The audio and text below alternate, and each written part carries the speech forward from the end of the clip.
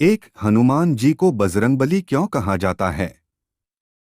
एक बार जिज्ञासु हनुमान जी ने सीता माता को सिंदूर लगाते हुए देखा तो वे आश्चर्यचकित रह गए। हनुमान जी ने सीता माता से पूछा कि आप यह सिंदूर अपने माथे पर क्यों लगाती हैं? उनकी इस जिज्ञासा से खुश होते हुए सीता माता ने जवाब दिया कि वे यह सिंदूर भगवान श्री राम की लंबी आयु के लिए लगाती हैं। यह सुनने के बाद हनुमान जी ने भी पूरे शरीर को सिंदूर से लिप्त कर लिया। हनुमान जी को देखकर श्री राम जोर से हंसने लगे। उन्होंने हनुमान जी को पास बुलाया और कहा कि मैं आपके प्रेम और भक्ति से प्रसन्न हूँ और अब से लोग आपको बजरंग बली के नाम से भी जानेंगे। बजरंग बली शब्द में बजरंग का अर्थ नारंगी होता है। दो भगवान राम की बहन शांता, तीन भाइयों के अलावा श्री राम की एक बहन भी थी। इस बारे में बहुत कम लोग जानते हैं और यह भी माना जाता है कि राजा दशरथ के बाकी चारों बेटों को शांता के बारे में नहीं बताया गया था। शांता राजा दशरथ और रानी कौशल्या की सबसे बड़ी बेटी थी। रानी कौशल्या की एक बड़ी बहन थी जिनका नाम वर्षिणी था और उन्हें कोई भी संतान नहीं थी। एक बार जब वर्षिणी अपनी छोटी बहन कौशल्या से मिलने गई तो उन्होंने रानी कौशल्या से उनकी और राजा दशरथ की बेटी मांग ली। राजा दशरथ ने अपनी बेटी रानी कौशल्या की बहन वर्षिणी को दे दी। तीन हृदय में सीता राम रावण से युद्ध जीतने के बाद श्री राम ने उन सभी लोगों को उपहार दिया जिन लोगों ने युद्ध में उनकी मदद की थी। जब श्री राम ने हनुमान जी से पूछा कि उन्हें क्या चाहिए तो उन्होंने कुछ भी लेने से इनकार कर दिया। यह देखकर सीता माता ने खुश होकर उन्हें अपनी मोतियों की माला दे दी। हनुमान जी ने वह उपहार स्वीकार किया और दरबार के एक कोने में बैठकर वे माला के हर एक मोती को अपने दांतों से तोड़ने लगे। आश्चर्यचकित होकर सीता माता ने पूछा कि वे सभी मोतियों को क्यों तोड़ रहे हैं? तब हनुमान जी ने जवाब दिया कि वे मोतियों में श्री राम को खोज रहे हैं किंतु अब तक ढूंढ नहीं पाए। सभा में बैठे सभी लोग हनुमान जी की भक्ति पर जोर से हंस पड़े और उनमें से एक ने पूछा, हनुमान, यदि आपके शरीर में भी श्री राम वास करते हो तो? जवाब में हनुमान जी ने जय श्री राम कहते हुए अपने हाथों से सीना चीर दिया और उनके हृदय में सिया राम की तस्वीर दिख रही थी। वहां पर बैठा हर एक व्यक्ति हनुमान जी की भक्ति पर आश्चर्यचकित था। चार गिलहरी की कहानी। जब रावण सीता का अपहरण करके उन्हें लंका ले गया था तब उन्हें वापस लाने के लिए श्री राम को बहुत बड़ा समुद्र पार करना था। पूरी वानर सेना और अन्य प्रजाति के जीव जंतु भी समुद्र में पुल बनाने के लिए श्री राम की मदद करने लगे जो सीधे रावण की लंका की ओर ले जाता था। श्री राम पूरी वानर सेना के समर्पण के कारण बेहद भावुक थे। तभी उन्होंने देखा कि एक छोटी सी गिलहरी भी उस बड़े से पुल को बनाने में सेना की मदद कर रही है। वह एक छोटा सा पत्थर अपने मुंह में उठाती और बड़े बड़े पत्थरों के पास जाकर रख देती थी। उस गिलहरी का मनोबल तब टूट गया जब एक वानर ने उसका मजाक उड़ाते हुए कहा, इस छोटी सी गिलहरी को पत्थरों से दूर रहना चाहिए, नहीं तो इतने बड़े पत्थरों के नीचे आकर वह दब जाएगी। उस बंदर को हंसता देख बाकी के पशु पक्षी भी उस पर हंस पड़े और उसका मजाक उड़ाने लगे। ऐसा सुनकर उस नन्ही सी गिलहरी को बहुत बुरा लगा और वह रोने लगी। वह रोते हुए श्री राम के पास पहुंची और पूरे किस्से के बारे में उन्हें बताया। तब श्री राम ने सबको एकत्र किया और दिखाया कि उस गिलहरी द्वारा फेंके हुए छोटे छोटे पत्थर कैसे दो पत्थरों को जोड़ रहे हैं। उन्होंने यह भी कहा कि कोई योगदान छोटा या बड़ा हो यह जरूरी नहीं है, सबसे जरूरी है इरादा और समर्पण। गिलहरी की मेहनत और लगन को सराहते हुए श्री राम अपनी उंगलियां फेरी।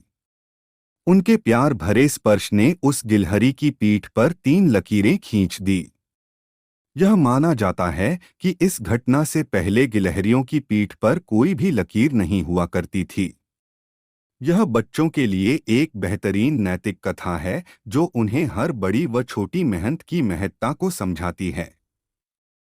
5 रावण के 10 सिर। भगवान ब्रह्मा को खुश करने के लिए रावण ने कई वर्षों तक बहुत कठिन तप किया। एक दिन ब्रह्मदेव को मनाने के लिए रावण ने अपना सिर काट दिया। जब उसने अपना सिर काटकर यज्ञ में डाला तो उसका सिर अपने आप उसके शरीर से जुड़ गया।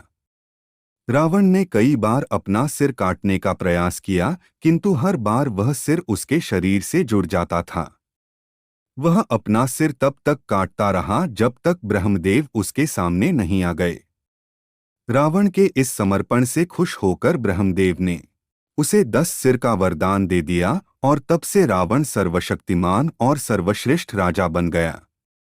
कहा जाता है कि प्रकांड पंडित और महान ज्ञानी रावण के 10 सिर में से 6 सिर शास्त्रों और 4 सिर वेदों के प्रतीक हैं।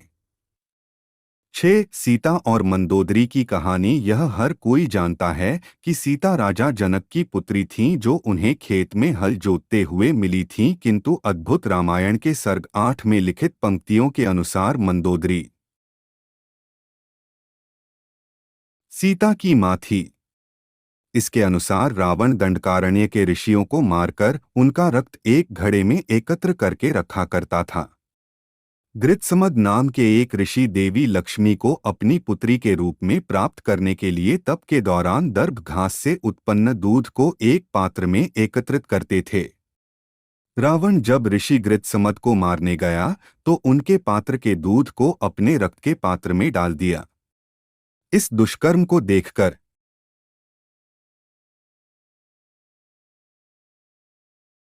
रावण की पत्नी बहुत क्रोधित हो गई और उन्होंने रावण के पात्र में भरे रक्त को पीकर खुद को मार देने का निर्णय किया।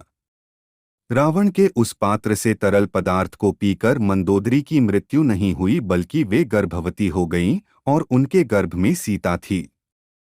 मां लक्ष्मी का अवतार सीता का जन्म होते ही मंदोदरी ने उस बालिका को कुरुक्षेत्र में छोड़ दिया और इस प्रकार से मिथिला के राजा जनक को सीता मिली। 7 हनुमान जन्म। रामायण से ली हुई हनुमान जी के जन्म की कथा बच्चों को सुनाने के लिए एक रोचक कहानी है। एक दिन जब राजा दशरथ पुत्र प्राप्ति के लिए यज्ञ कर रहे थे, इधर उसी समय अंजना मां पुत्र प्राप्ति के लिए भगवान शिव से प्रार्थना कर रही थी। अग्निदेव ने राजा दशरथ को प्रसाद के रूप में खीर दी जो उन्होंने अपनी तीनों रानियों में बांट दी।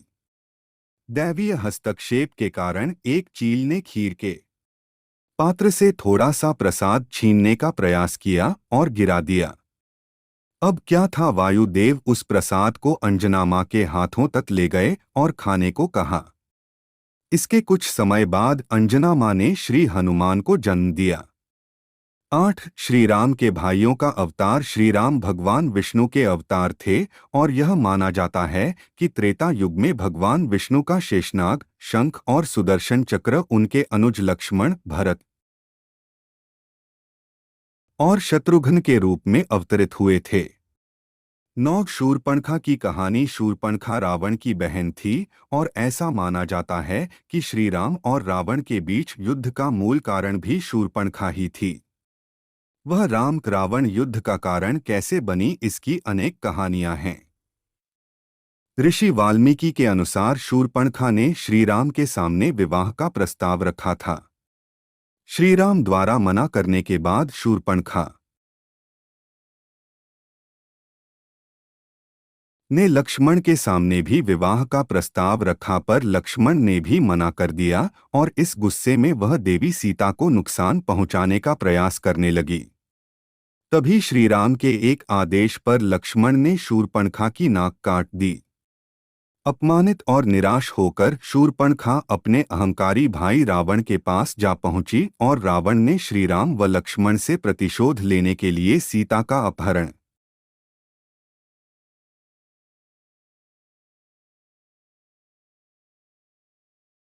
कर लिया। 10 श्री राम की मृत्यु कथा। जब श्री राम के जाने का समय आ गया तो उन्होंने हनुमान जी को भ्रमित कर दिया था। उन्होंने ऐसा इसलिए किया था क्योंकि हनुमान जी यमराज को श्री राम के प्राण ले जाने नहीं देते। हनुमान जी का ध्यान भटकाने के लिए श्री राम ने अपनी अंगूठी एक दरार में फेंक दी और उनसे लाने के लिए कहा। श्री हनुमान अपना रूप बहुत छोटा सा करके उस दरार में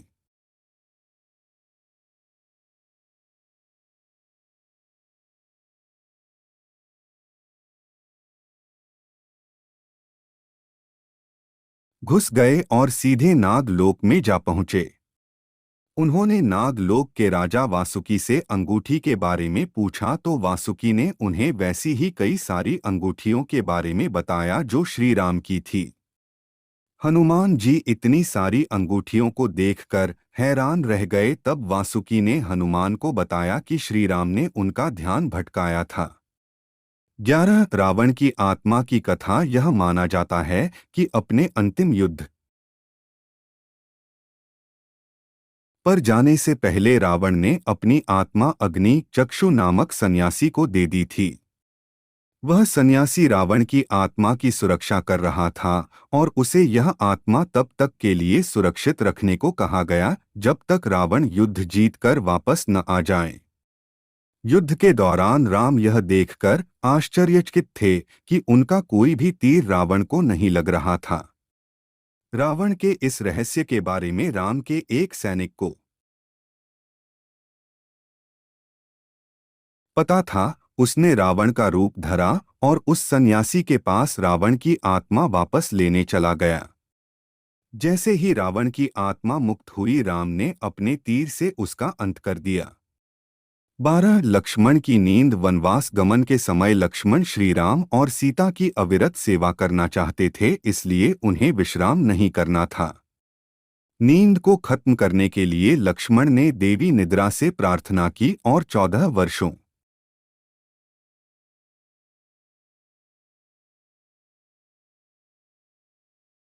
तक उनकी नींद वापस लेने के लिए कहा। लक्ष्मण के इस निवेदन को देवी निद्रा ने स्वीकार कर लिया, किंतु साथ ही यह भी कहा कि उनके बदले में किसी और को 14 वर्षों तक सोना होगा। लक्ष्मण की पत्नी उर्मिला की स्वीकृति के साथ लक्ष्मण ने वन में रहते हुए सभी रातें जागकर श्री राम और सीता की सेवा की और उधर अयोध्या में उर्मिला श्री राम व लक्ष्मण की मदद के लिए 14 वर्षों तक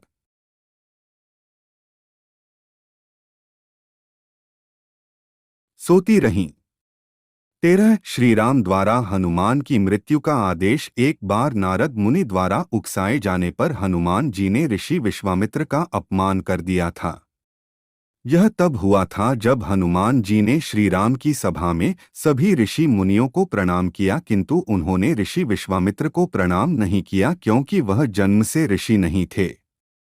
तब ऋषि विश्वामित्र क्रोधित हो गए और उन्होंने श्री राम को हनुमान जी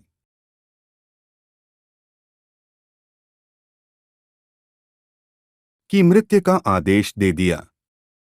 हनुमान जी को मृत्युदंड मिल चुका था, किंतु कोई भी तीर व यहाँ तक कि ब्रह्मास्त्र भी उनका कुछ न बिगाड़ सका क्योंकि उस समय वे श्री राम नाम का जाप कर रहे थे। 14 कुंभकर्ण की नींद का रहस्य। एक बार भगवान ब्रह्मा ने रावण, विभीषण व कुंभकर्ण तीनों भाइयों से कोई भी वर मांगने को कहा। चूंकि इंद्र कुंभकर्ण के इरादों को जानते थे, इसलिए उन्होंने माता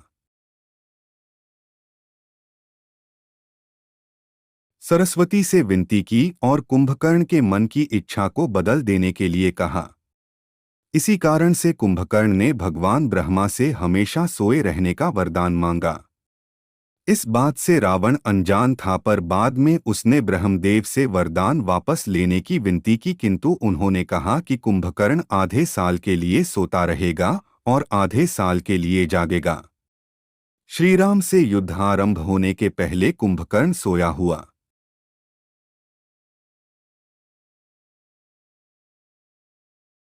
था और उसे कई प्रयासों के बाद युद्ध के लिए जगाया गया था। श्रीराम की विजय। रावण ने श्रीराम से युद्ध जीतने के लिए एक यज्ञ किया था। इस यज्ञ की शर्त यह थी कि यदि रावण इस यज्ञ के बीच से उठ गया तो यह यज्ञ विफल हो जाएगा। रावण को यज्ञ में तब तक बैठे रहना था जब तक यह यज्ञ सफलतापूर्वक पूर्ण नहीं हो जाता। जब श्री राम को इस यज्ञ के बारे में पता चला तो श्री राम ने रावण के यज्ञ में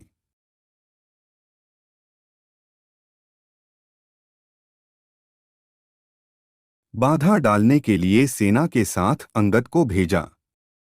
कई प्रयासों के बाद भी अंगद रावण के यज्ञ को खंडित नहीं कर पाया।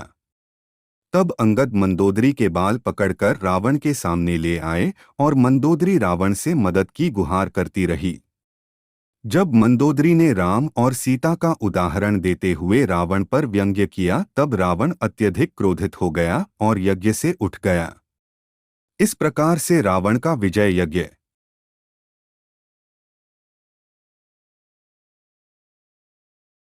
भी खंडित हो गया और उसकी युद्ध में हार हुई। जब राम ने हनुमान को मौत की सजा सुनाई, राम द्वारा राजा के रूप में अपने पिता का स्थान लेने के बाद नारद राज्य में सामंजस्य नहीं बना सके, इसलिए उन्होंने हनुमान और राम के बीच छल द्वारा मतभेद पैदा करने की कोशिश की। जब ऋषि दरबार में उपस्थित हुए तो नारद ने हनुमान को विश्वामित्र को छोड़कर सभी ऋषियों का अभिवादन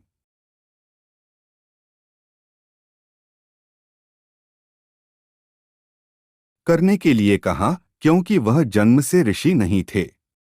इस तरह विश्वामित्र और अन्य ऋषि क्रोधित हो गए। विश्वामित्र और अन्य सभी ऋषियों ने भगवान राम से हनुमान को मृत्यु दंड देने की मांग की। भगवान राम भी इस सजा के लिए मना नहीं कर सकते थे, क्योंकि विश्वामित्र उनके गुरु थे। राम ने हनुमान पर तीर चलाने का आदेश दिया। उन्होंने हनुमान पर तीर चलाने का आदेश दिया, लेकिन कोई भी बाण हनुमान को नुकसान नहीं पहुंचा सकता था। भगवान राम ने तब अपने सबसे शक्तिशाली हथियार ब्रह्मास्त्र का इस्तेमाल किया, लेकिन वह भी हनुमान के आगे विफल हो गया। क्या आप जानते हैं कि ऐसा क्यों हुआ? क्योंकि हनुमान भगवान राम के नाम का जाप करते रहे। नारद को अपनी गलती का एहसास हुआ और उन्होंने विश्वामित्र से यह सब रोकने की विनती की। एक गिलहरी की कहानी।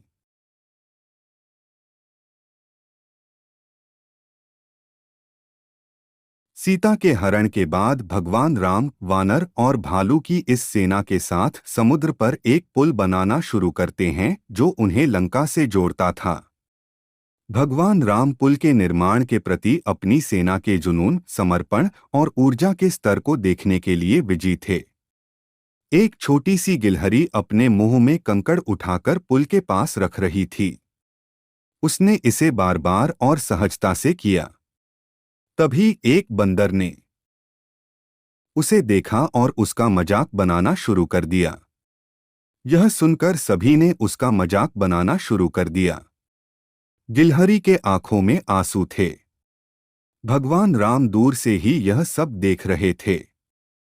परेशान होकर गिलहरी भगवान राम के पास गई और उनसे सभी के बारे में शिकायत की। भगवान राम ने तब सेना को दिखाया कि कैसे गिलहरी द्वारा फेंके गए कंकड़ ने दो शिलाखंडों के बीच काम किया है। यहाँ तक कि उसका योगदान भी सेना के अन्य सदस्यों की तरह ही मूल्यवान है।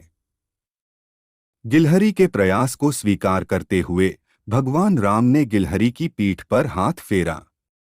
तभी से गिलहरी के शरीर पर श्री राम की अंगुली के निशान रह गए।